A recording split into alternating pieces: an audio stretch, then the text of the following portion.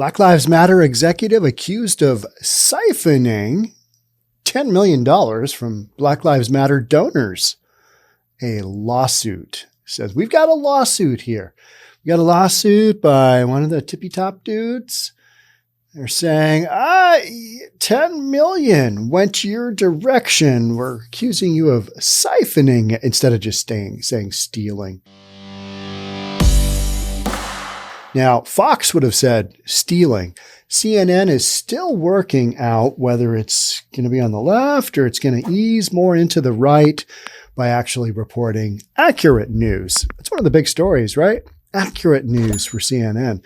So one of the big hashtags on Twitter is boycott CNN because they're actually going to report real news, accurate news. And that is somehow going far right wing. Let's check into this story. Let's see what we've got going on with Black Lives Matter. Every single time they turn around, they've got some issue that just the optics don't look good, right? This is one of them. Their whole dealio it just keeps going.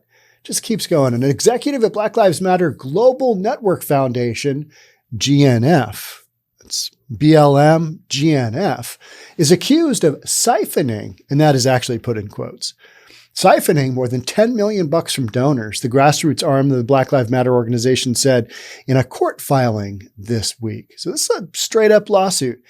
Hey, you stole from us. You need that cashola back. Let's go to court since you don't agree. Suit is against executive Shalomyah Bowers. Shalomyah Bowers, the foundation itself, Bowers consulting firm, and unnamed individuals. Consulting firm in there. Can you see how that one worked out? Yeah. Bowers was hired by Black Lives Matter co-founder Patrisse Cullors. All right. Do you remember her, the way she fit in with Black Lives Matter?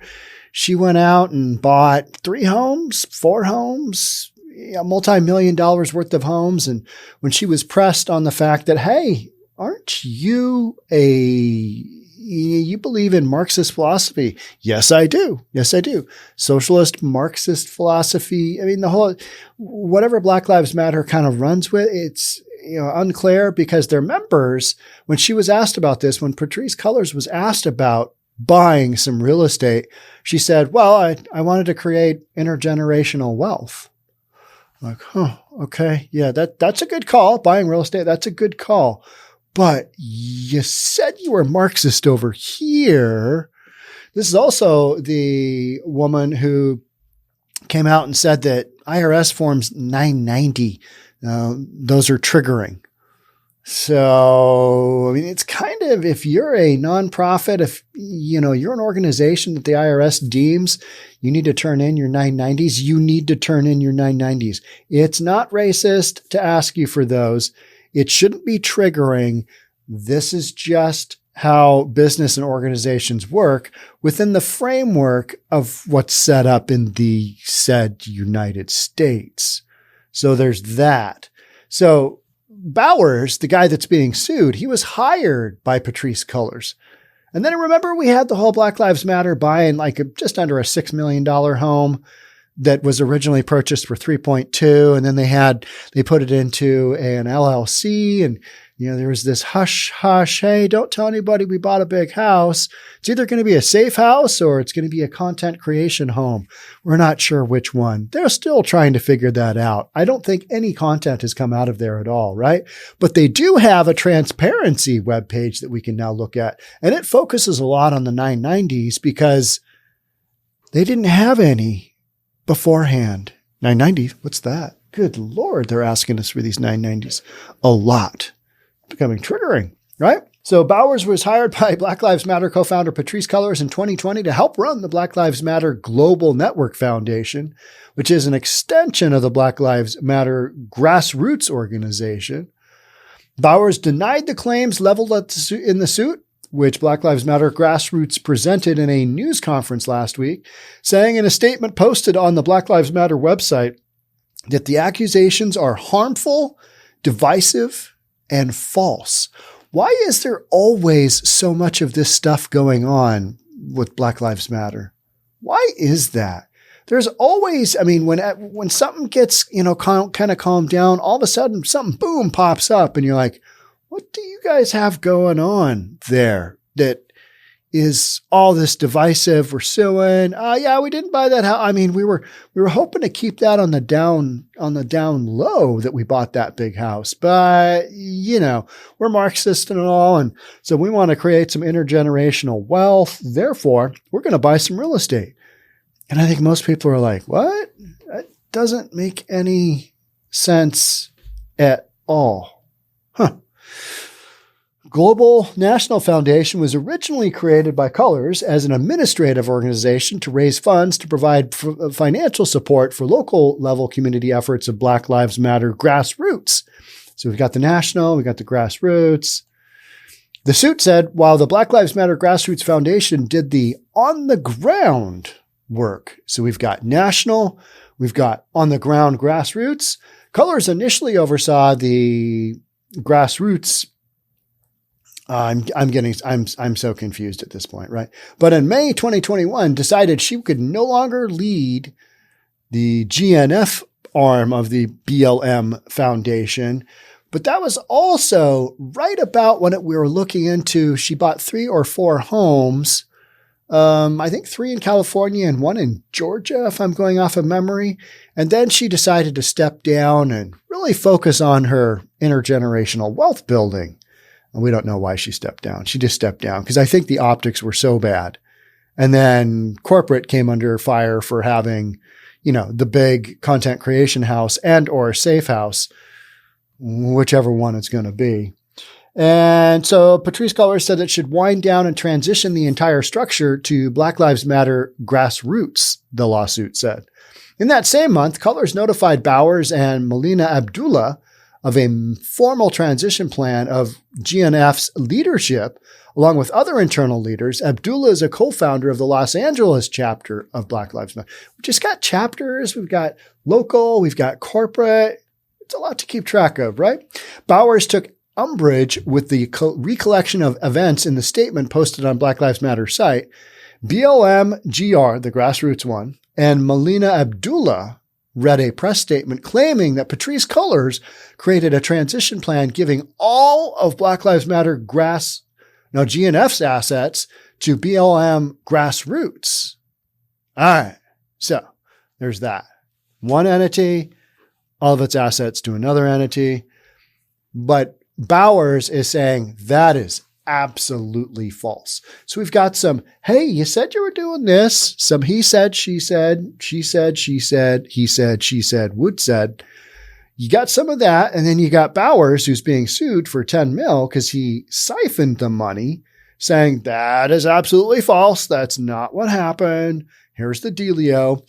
Mr. Bowers and the GNF Leadership Council, and now we've got a leadership council.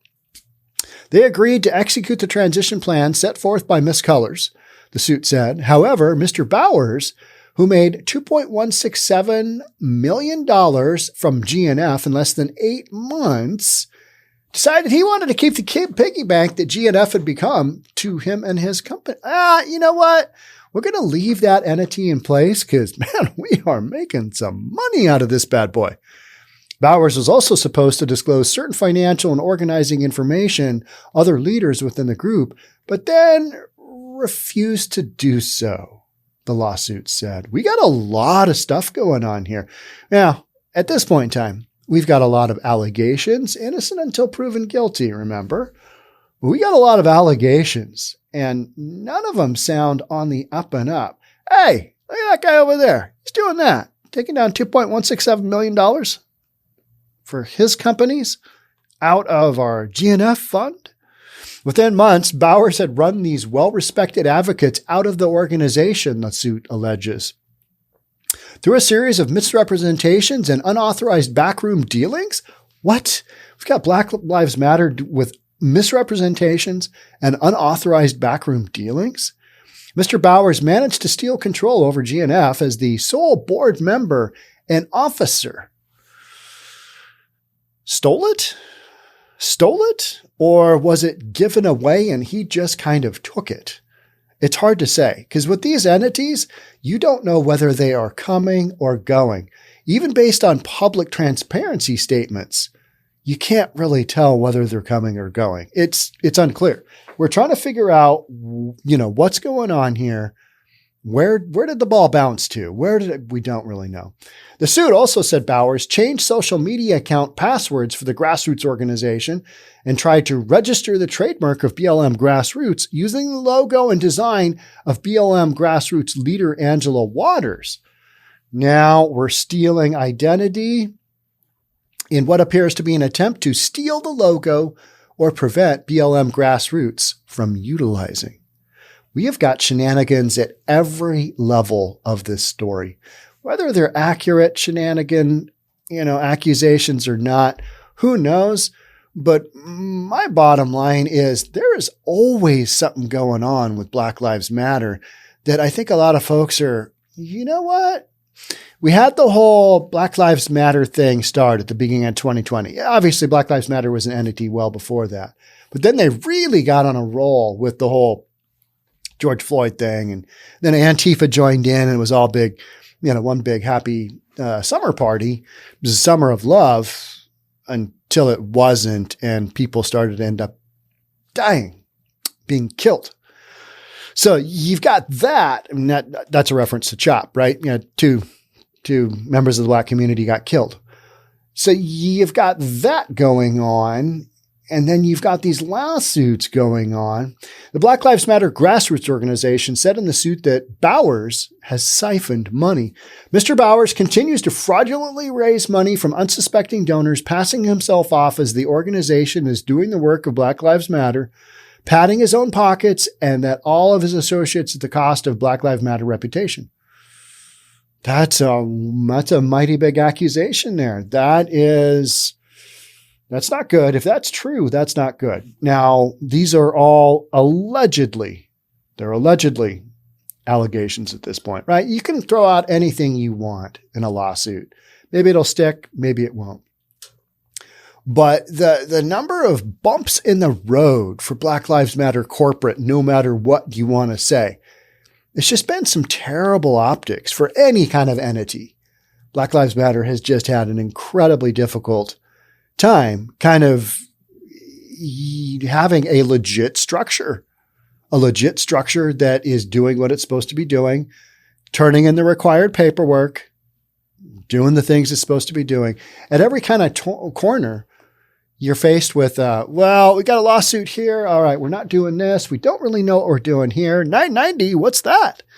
Just this ongoing system of, I think you just can't really count on their leadership structure to lead this entity through when at one point in time, they'd taken about $90 million in donations, $90 million. And then at one point in time, things got so bad that attorney generals were looking into them and, hey, you required paperwork for, fundraising in our state. I think it was California and Washington basically said, you need to stop doing that. Amazon's fundraising entity said, no, you can't fundraise here anymore. You're not on the legit. You don't have the legit paperwork in line. And some people said, well, that's racist. No, it's just how we keep track of these organizations. And it's the rules that organizations are supposed to follow. Anybody else doesn't follow them, they're going to be in hot water too. It's just kind of how this game is played. CNN reached out to Bowers through his consulting firm Sunday, but did not receive a response. Shocking. GNF has since responded to the claims in a statement saying the BLM GNF board requested on over 10 occasions private mediation or meetings with Melina Abdullah and BLM Grassroots, including and regarding social media policies. We did so in order to stay true to principles of abolition, resolving issues through conflict mediation rather than falling victim to the carceral logic and social violence that fuels the legal system. They want to stay true to the principles of abolition. Yeah. So there's that. We're going to abolish the court system. Are we going to abolish judges? Are we going to abolish police? Are we going to abolish the laws on hand? Because that's what you're talking about doing. Abolish jail, let everybody out. So, stealing $10 million, it's not that much of a stretch, is it? It's really not. You're talking about overthrowing an entire system of governance and organization. Why wouldn't you steal 10 million? I'm not saying that this guy did it, but given everything else that this entity is standing up for,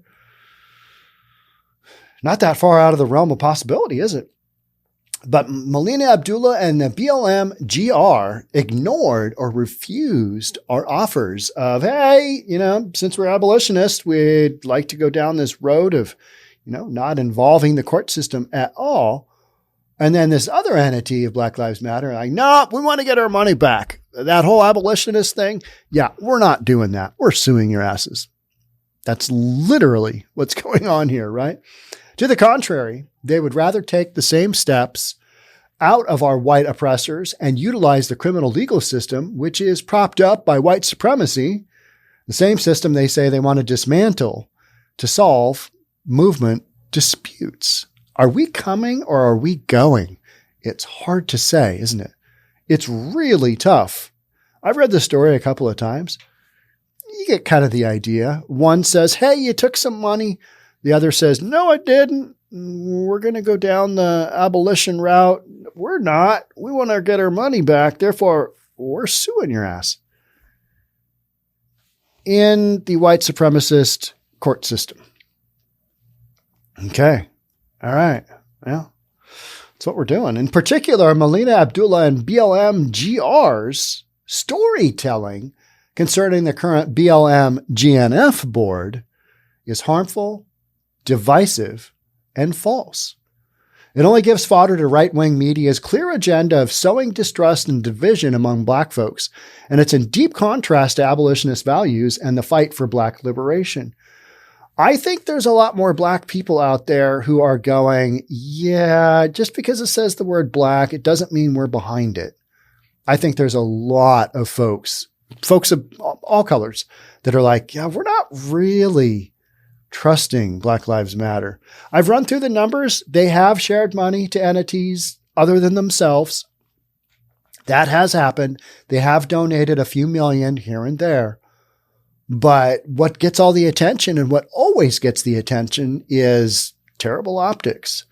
And Black Lives Matter, whether it's the grassroots or it's corporate, they just have this propensity for getting in trouble, not doing what they're supposed to be doing. And it makes everybody kind of go, what are we doing there? I believed in the cause, but I don't believe in the corporate. That's where I think a lot of people stand. Hey, of course, Black Lives Matter. They do. So do brown lives. You can keep on going down that road for as long as you want. But then to say, blue lives matter, then are you dissing Black Lives Matter? No, you're just saying something separate. But a lot of people want to take it as, well, you're kind of hammering on Black Lives Matter there. Black Lives Matter in this CNN article is basically hammering on themselves because you got one entity suing another entity and they're making some crazy accusations and it's going to be handled in court. Now, the reason they didn't want to have it handled in court, because then jackasses like me wouldn't come up with this news story and report on it. I'm not from the far right. I'm not from the far right at all. That's not my thing. But I am going to cover it because this is one of those topics that you cover no matter who's doing it. And when you've been in the spotlight as much as Black Lives Matter has been, I think people want to know, hey, what's the dealio? What's the dealio with all those donations, with the houses, with the leadership, with the lack of 990s? You just got this overall train wreck of an organization going on. Now, granted, they did explain themselves as, and I'm going to give them a break here. I'm going to give them a total break. I don't think they deserve one. I'm going to give Black Lives Matter a break. They said, hey, we're like a startup company and we don't really know what we're doing. With the enormous amount of fundraising that came in during the whole deal with George Floyd and all that, where, every white person who felt guilty about something donated $30 to Black Lives Matter. That's literally what happened. The average donation was like $30. Black Lives Matter raked the money in. People thought, hey, they're doing good things. This is going to a good cause. Well, big chunks of it went to houses, and big chunks of it went to this dude, and went to a company that was security that had no business doing security. And, the list went, I think that was Patrisse Cullors' brother who had the security company, and he cranked up a security company, or we're not even really sure. He got paid anyway. And that's where some of these lawsuits come in. But when you have a lawsuit, that becomes, it's publicly recorded. And now all of a sudden, you've got guys like me who are like, hey, what's going on there? What's the deal there? Therefore, Black Lives Matter GNF is forced to respond publicly to Melina and BLM GR's attacks against BLM GNF and its current leadership. So respond we will with love, facts, and a spirit of transparency, which has been our focus over the last 6 months, as noted by the release of our IRS Form 990 and our Black Lives Matter Transparency Center. All right. So, if you're curious to know what's on the Black Lives Matter IRS Form 990, you can look at that. Great. Hey, they got that up. And then they've also got the Black Lives Matter Transparency Center, which is basically just them highlighting hey, we've got a 990 out and here's where it is, and some other their financial information.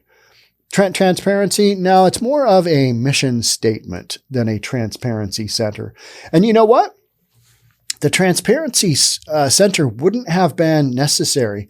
It wouldn't have been required. Nobody would have even thought about it had you not been not transparent beforehand. So some might say that the necessity of a Transparency Center might lead one to believe that the initial setup wasn't transparent. I'm going to need to reimagine and rethink my outlook on that one. I'm not really sure, if you know what I mean. Okay, that's what we're doing.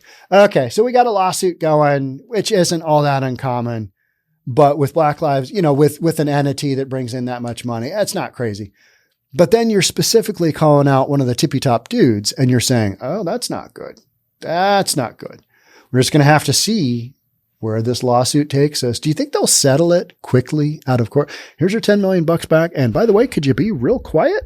Like Black Lives Matter was on that initial deed transfer when they purchased the big house in Studio City for, I think, 3.2, and then bumped it up to 5.6 or 5.8, and then did that transfer into an LLC, and then said, well, we didn't think we'd get caught. And then, look at all this bad PR we're getting. It's racist. Nah, it's just the media going, hey, what are you guys doing? What's going on here? What's happening here? Well, you got BLM GNF and BLM GR. They're in a lawsuit. They got a little something going on with each other. And we're going to, even though they're abolitionists, it's going to play out in the court system. Should be interesting. Stay tuned. Thanks so much for being here. We'll catch up on the next one. Bye for now.